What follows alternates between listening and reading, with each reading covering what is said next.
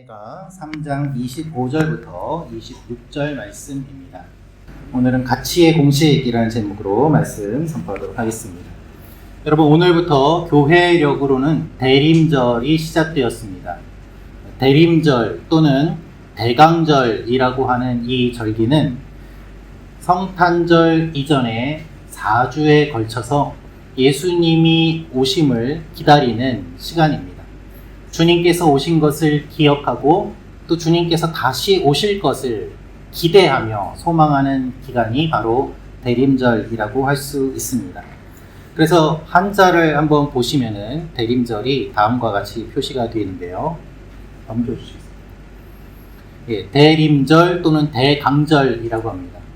대림이나 강이나 임재한다, 함께한다, 오신다라는 그런 의미를 가지고 있습니다. 그래서 대림절 또는 대강절이라고 부르는데요. 영어로는 어드벤트라고 합니다. 이 말은 라틴어 어드벤투스에서 왔는데 오다라는 뜻입니다. 예수님께서 이 땅에 오신 것을 기억하면서 만든 절기입니다. 그래서 정리해서 말씀드리면 대림절은 예수님이 오신 날을 기다리는 절기, 기억하는 절기, 동시에 다시 오실 주님을 기다리는 절기입니다.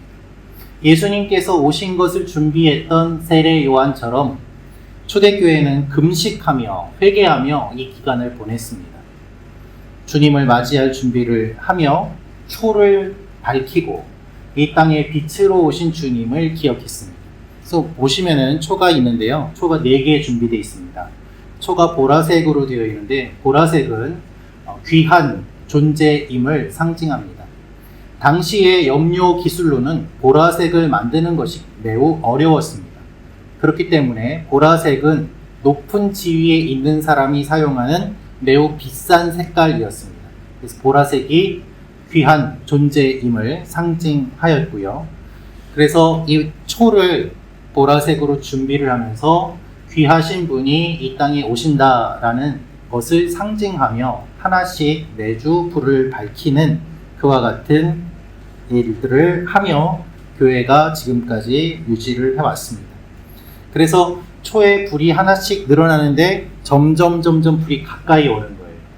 그것을 기억하면서 주님이 오시는 시간이 다가오는구나 라고 생각하며 저희가 이 대림절 기간을 보내게 됩니다.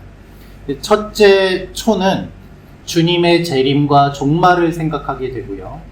두 번째 초는 불을 불킬 때 주님의 길을 예비했던 세례 요한을 묵상하며 나도 요한처럼 주님을 그렇게 준비해야 되겠다라는 의미를 가지고 있습니다. 셋째 초는 주님께서 오신 것을 기뻐하는 의미, 넷째 초는 빛으로 오신 주님의 탄생을 기억하면서 각각의 초의 불을 밝히면서 이와 같은 내용들을 묵상하는 가운데 주님을 깊이 경험하는 시간을 대림절 기간으로 가져왔습니다. 저는 이 대림절을 묵상하고 또 말씀을 준비하면서 특히 기다림에 대한 생각을 많이 하게 되었습니다. 기다림. 이 기다림을 생각하고 묵상하는 가운데 오늘 말씀의 제목인 이 가치의 공식까지 이르게 되었는데요.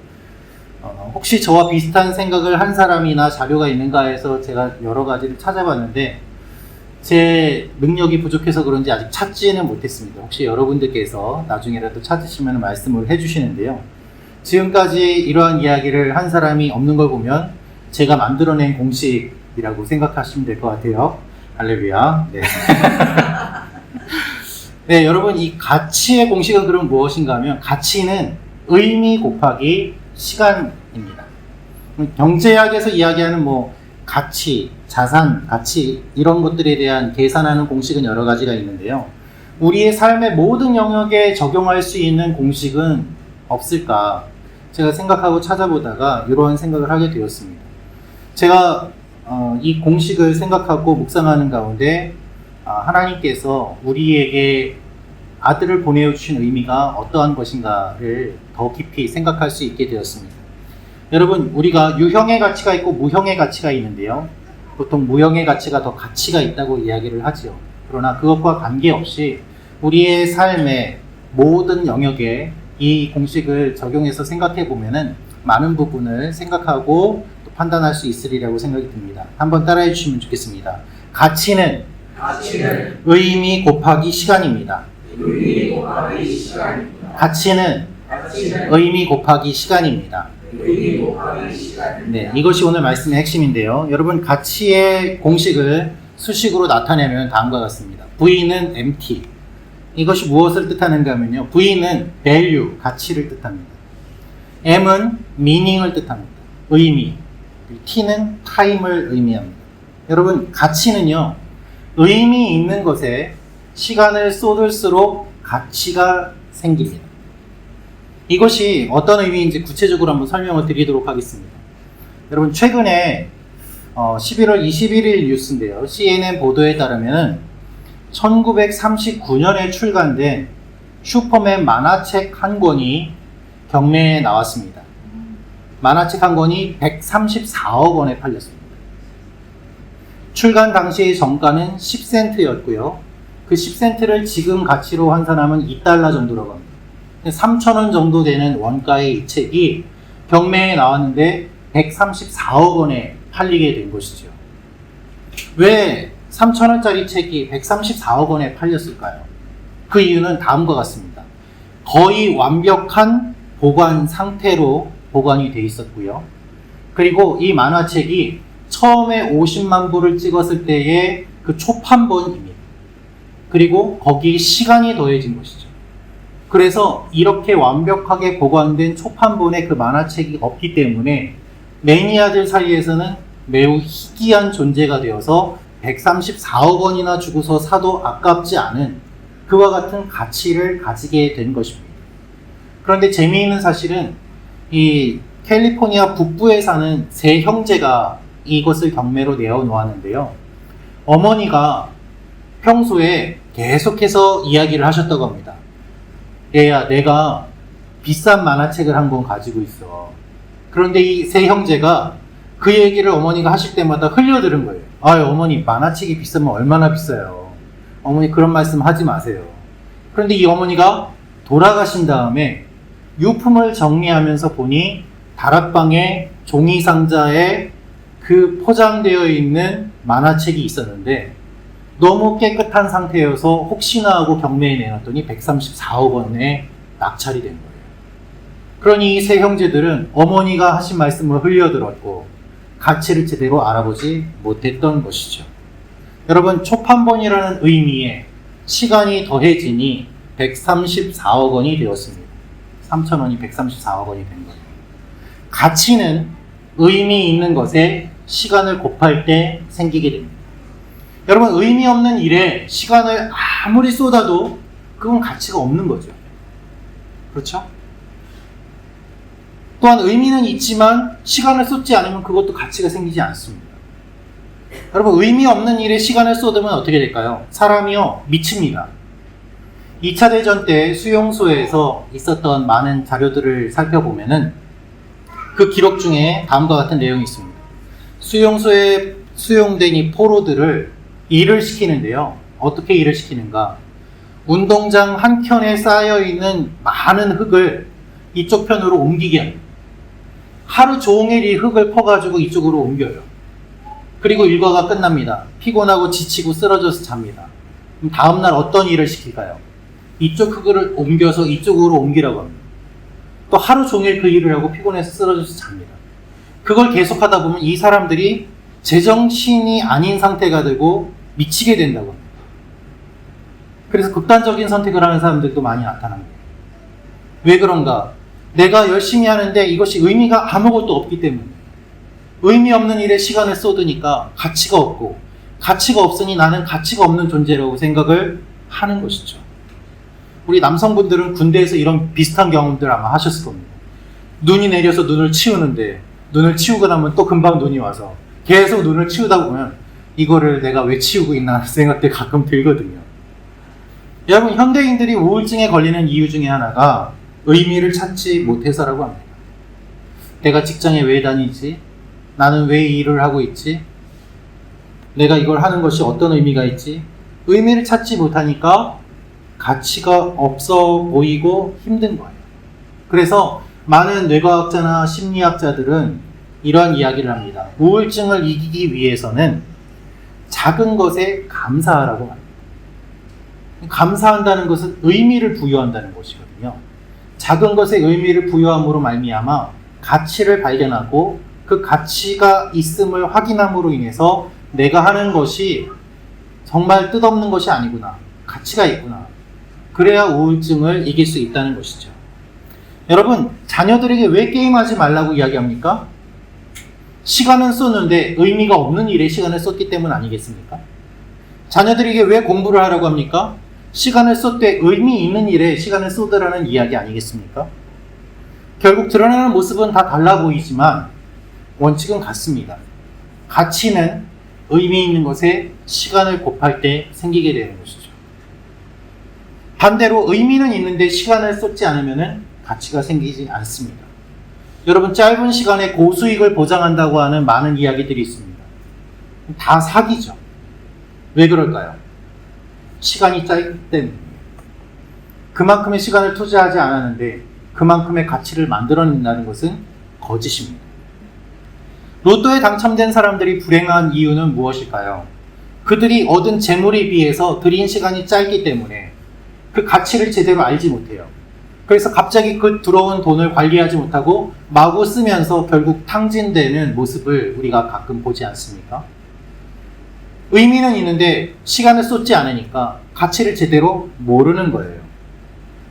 여러분, 패스트 패션 중에 명품은 없습니다. 명품은요, 일부러 시간을 들여요. 만드는 과정을 보여줍니다. 그렇게 함으로 인해서 시간을 시각적으로 보여주고 가치를 만들어가는 거죠. 이것을 만드는데 이만큼의 노력이 들었기 때문에, 이만큼의 시간을 들였기 때문에 이 정도의 가치가 있습니다라고 광고합니다. 그래서 많은 메이커들이 스토리텔링을 하는 이유가 그것이죠. 제가 예전에 알던 한 집사님께서 신라 면세점의 상무로 일을 하셨습니다. 그분과 이야기를 할 때 그 집사님이 어느 날 저에게 물어보시더라고요. 목사님, 에르메스가 왜 비싼지 아세요? 그러는 거예요. 제가 에르메스가 뭐예요? 그랬죠. 근데 그분이 이제 설명을 쭉 해주시는데, 그분이 특별히 그 일을 하시면서도 에르메스 쪽에 담당을 많이 하셨었거든요. 그래서 설명을 해주시는데요. 이 제품을 만드는데 가죽이 필요하고, 이 가죽을 얻기 위해서 소가 필요한데, 소가 처음에 태어나기 전에 잉태될 때부터 관리를 한답니다. 태어나서부터 어떠한 모유를 먹고, 우유를 먹고, 어떠한 풀을 먹으면서 자라고 하는 거를 다 체크를 한대요. 그리고 혹시 가죽에 상처가 나면 안 되니까 울타리나 이런 부분도 다치지 않도록 섬세하게 관리를 하면서 그렇게 키운 소로 가죽을 만들고, 그 가죽을 또 이렇게 가공을 해서 이렇게 만들기 때문에 비쌉니다 이야기를 하시더라고요. 제가 그 이야기를 듣고 나서 그러면은 그 정도 비쌀만 하군요 라는 생각이 들었습니다. 왜 그런 생각이 들었을까요? 의미에 그 정도의 시간이 든다는 것을 설명을 들으니까 납득이 되는 거예요. 아하 라고 말이죠. 여러분, 말콤 글래드웰이라는 사람이 1만 시간의 법칙 책을 썼습니다. 어떤 것을 하기 위해서 1만 시간을 쏟아낼 때, 그때 어떤 임계점에 이르게 되고 거기에서부터 전문적인 능력들이 나타난다는 이야기였습니다. 한 가지 의미 있는 일에 시간을 그 정도 쏟아야 가치를 얻을 수 있는 것이죠. 그래서 여러분, 우리가 어떤 것에 의미를 두고 무엇에 시간을 쏟는가를 생각할 필요가 있습니다. 여러분, 가치는 의미 곱하기 시간이라고 말씀을 드렸는데요. 이 공식에 따라서 여러분의 삶을 한번 생각해 보십시오. 여러분, 어떤 삶을 살고 계십니까? 많은 시간을 쏟고 있지만 의미 없는 일에 시간을 쏟고 계시지는 않습니까? 의미가 있는 일에 매우 적은 시간을 쓰고 계시지는 않습니까? 여러분의 일터를 한번 생각해 보십시오. 주도권이 없이 일을 할 경우가 많습니다. 내가 주도적으로 어떤 일을 하기보다 상사가 시키는 일을 할 때가 많죠. 손님이 원하는 것을 해야 될 때가 많이 있습니다. 그러다 보면 이것이 정말 의미 있는 일인가 라면서 힘이 빠지기도 합니다. 의미 있는 일을 찾아보려고 취미 활동을 적극적으로 하지만 취미 활동에 또 너무 시간을 많이 쏟거나 너무 시간을 쏟지 않아서 의미가 없는 일이 되기도 합니다. 제가 얼마 전에 장로님과 이야기를 나누는 가운데 한 분의 이야기를 들었습니다. 이분이 골프를 정말 못 치셨는데 그 골프를 열심히 하기 위해서, 잘하기 위해서 정말 열심히 시간을 쏟아붓고 노력을 기울였다고 합니다.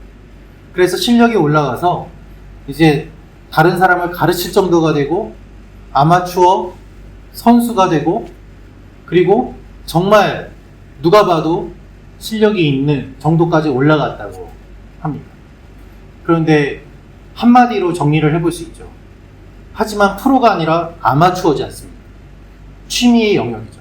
프로가 그렇게 했다면 다르겠지만 아마추어가 취미 수준으로 그렇게 하는 것이 정말 어떠한 가치가 있는가를 생각해 볼 때 우리가 어떤 일에 얼마만큼의 시간을 쏟느냐를 생각해 볼 수 있을 것입니다. 제일 답답하고 안타까운 일은요, 의미도 시간도 생각하지 않고 아무것도 하지 않는 사람도 있다는 거예요. 성경은 그런 사람은 게으른 사람이라고 이야기를 하면서 다음과 같이 표현합니다. 우리 잠언 26장 13절 14절 말씀 같이 읽겠습니다. 시작. 게으른 자는 길에 사자가 있다, 거기에 사자가 있다 합니다. 문자리는 그저리를 따라서 도는 것 같이. 게으른 자는 침상에서 도느니라. 이 문에 보면 경첩이 달려있지 않습니까? 이게 문이 열렸다 닫혔다 하면서 그걸 따라 도는데 게으른 사람은 침상에서 그렇게 뱅글뱅글 제자리에 돌면서 나가면은 사자가 있으니까 내가 잡혀 먹힐 거야 라면서 아무것도 하지 않고 그 자리에서 뒹굴뒹굴 한다라는 말씀입니다. 우리가 열심히 또 의미 있는 일에 시간을 쏟아 부어서 가치를 얻어도요, 방향이 맞지 않아서 힘든 경우도 있습니다. 제 신대원 후배가 있는데 이 후배가 사역을 하다가 여러 사연이 있어서 사역을 내려놓게 되고 일반 직장에 취직을 하게 되었습니다. 그런데 그 일을 놓고서 상담을 하러 저를 잠깐 찾아왔는데요. 저를 찾아와서 이런 말을 했습니다. 선배님, 제가 교회 경력을 이력서에 적으면은 여러 페이지 적을 만큼 열심히 했는데 이 회사에 취직하려고 이력서를 쓰려다 보니까는 경력을 쓸 게 한 줄도 없습니다. 그 이야기를 들어보니까 너무 안타까운 거예요. 정말 이 후배가 교회 사역 열심히 했고 사역한 열매도 있었고 교회 부흥도 되고 많은 곳에서 여러 활동을 했기 때문에 다양한 이력들이 있는데 분야가 다르니까 쓸 것이 하나도 없었습니다. 여러분, 이 이야기를 우리의 삶에, 우리 영적인 것에 적용해 보면은 어떨까요? 우리가 하나님 앞에 섰을 때 하나님, 제가 세상 이력은 쓴 게 많은데 하나님 앞에서 내놓을 만한 이력은 한 줄도 없습니다. 이렇다면 얼마나 슬플까요? 오해하지 마십시오, 여러분. 다 하나님 기준으로 적으라는 것이 목회자가 되고 선교사가 되어야 된다는 뜻이 아닙니다. 하나님 앞에서 의미 있는 일, 하나님 보시기에 의미 있는 일, 사람을 살리는 일, 가치 있는 일, 생명을 전하는 일, 그 일들에 내가 얼마나 하나님 앞에 내어드릴 것이 있느냐라는 뜻입니다.